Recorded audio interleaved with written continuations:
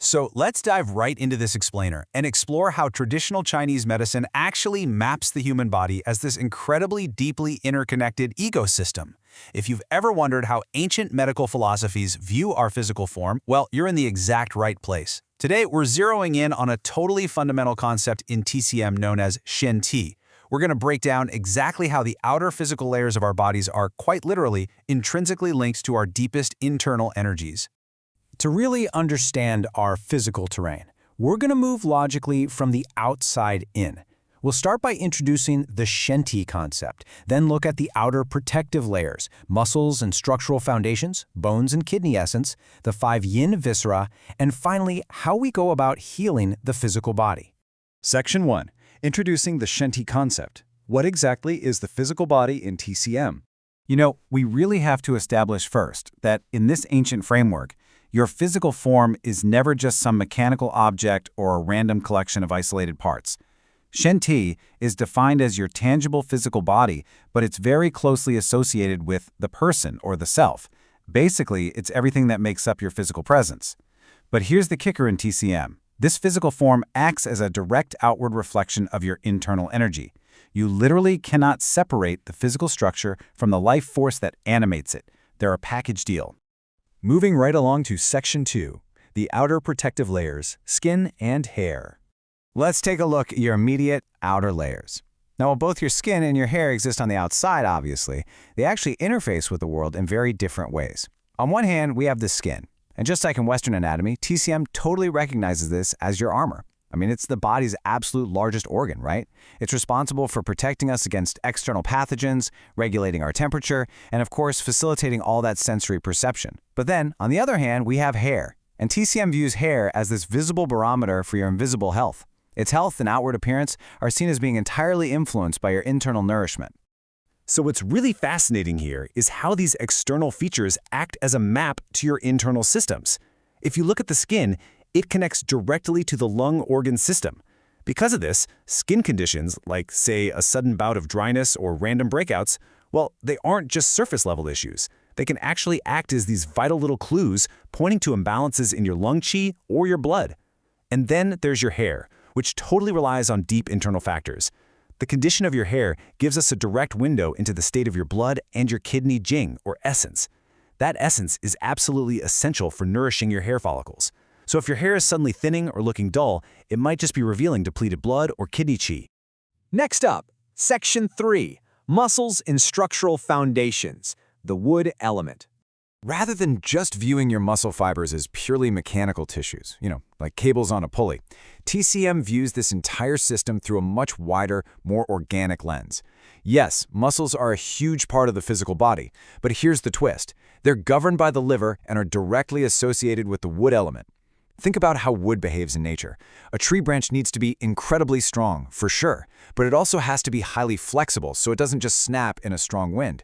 And honestly, that is exactly what healthy muscles require: strength and flexibility.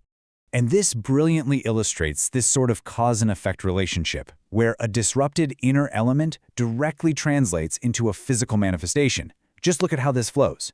First, an imbalance occurs deep within the liver or the wood element. And what happens next? It manifests physically, right in your Shenti, as muscle stiffness, tension, or even weakness. So you know that incredibly tight shoulder you've been dealing with? Well, in this system, that might not just be from sleeping in a funny position. It could very well be a subtle, or not so subtle, signal from your liver literally asking for balance. All right, diving deeper. Section 4, Bones and Kidney Essence, the structural framework. Obviously, your bones form the deep structural framework of your whole body. And bone health is absolutely essential for overall strength, vitality, and longevity. But in this framework, bones are intimately tied to the kidney organ system. More specifically, they're governed by what is known as kidney jing, or essence. You can kind of think of your jing as your body's deep reserve battery of life force. When your kidney essence is strong and fully charged up, your skeletal foundation remains incredibly robust and resilient. Section 5, the 5 yin viscera, the inner core. Let's just quickly define what we actually mean here. Viscera refers to the body's internal organs, and traditionally, these are classified as yin organs in TCM. But remember, these are definitely not just functional pumps and filters processing matter like parts of a car engine. No, they are the absolute deepest wellsprings of our systemic health and our everyday vitality. So the 5 yin viscera are the heart, liver, spleen, lungs, and kidneys. And these 5 yin organs basically work as a collective to manage a massive set of responsibilities. I mean, yes, they drive physiological functions and energy production, which we totally expect, but critically, they are also responsible for your emotional well-being. Actually, scratch that. They don't just manage it. Your physical organs and your emotional states are literally tethered together.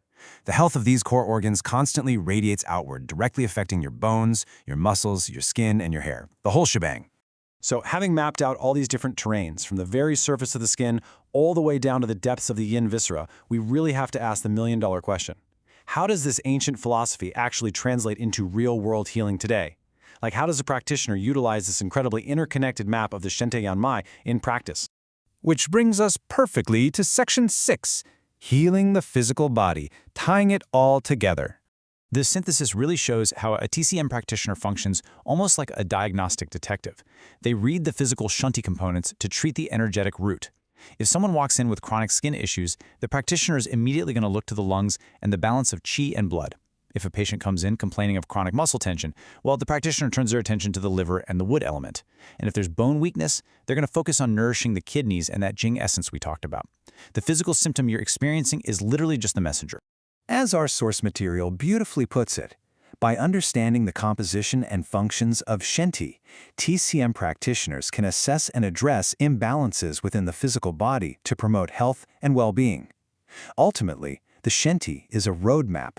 It allows practitioners to promote true, holistic well-being rather than just endlessly playing whack-a-mole, chasing and suppressing isolated, localized symptoms. As we wrap up this explainer, I really want to leave you with this thought to ponder.